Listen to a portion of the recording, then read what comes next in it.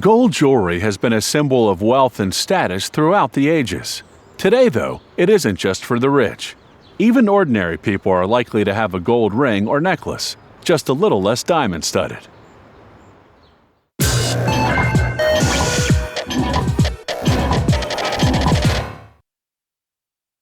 As early as 2000 BC, Egyptian kings and queens adorned themselves in golden jewelry encrusted with precious gems. When the Spanish sailed to the New World in 1492, they discovered Mayan and Aztec masterpieces of colored stones and pure gold. Today, elaborate gold jewelry and precious gems are well beyond the reach of the average person, except for the diamond ring, still the customary symbol of engagements.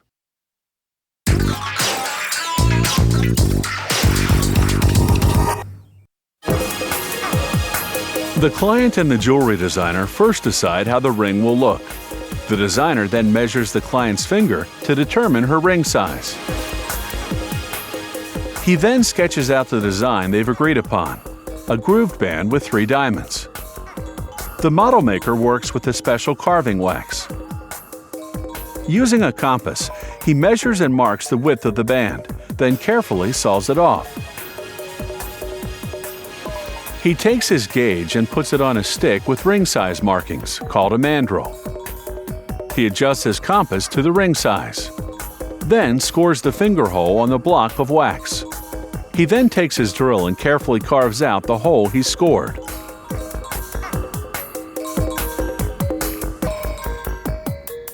Then he grinds off the wax on the outside of the band. Using the compass again, he scores the middle of the band where he'll make the groove. Then, using a fine drill bit, he carves out the groove. With a file, he then refines the groove and shapes the curves of the ring, according to the design. After putting wax prongs on the band, he attaches a wax stem to the model. He then positions the stem into the base of the cylinder that the jeweler will use to cast the ring. The base goes onto the platform of a vacuum machine.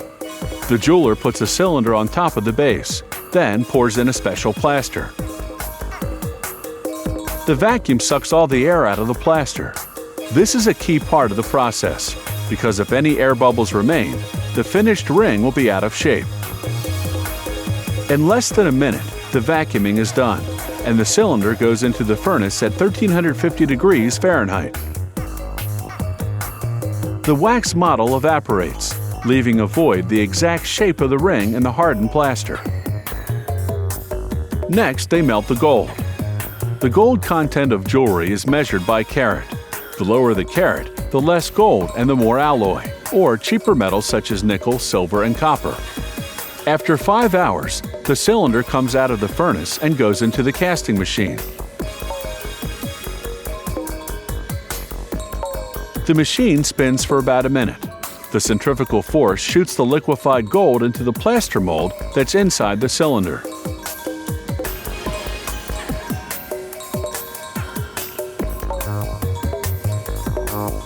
The jeweler then immerses the cylinder in cold water.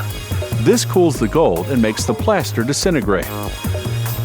What's left is the cast gold ring, but its surface is rough, so on to the finishing process.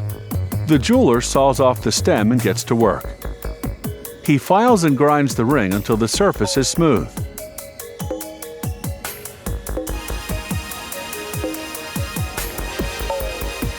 Then he stamps on his trademark and the carat marking.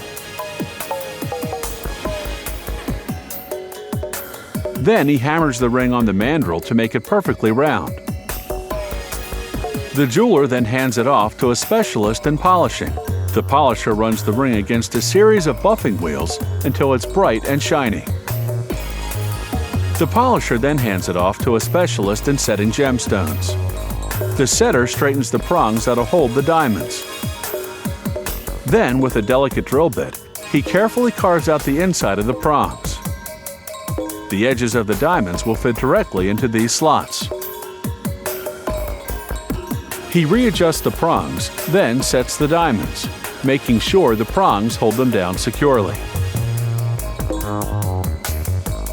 That's a 1-carat diamond in the middle, a half-carat diamond on each side.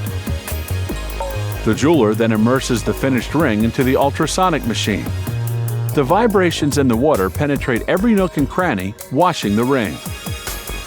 Finally, he puts the ring under a jet of hot steam to blast away any remaining residue. And voila! With a ring like that, who wouldn't say, "I do"?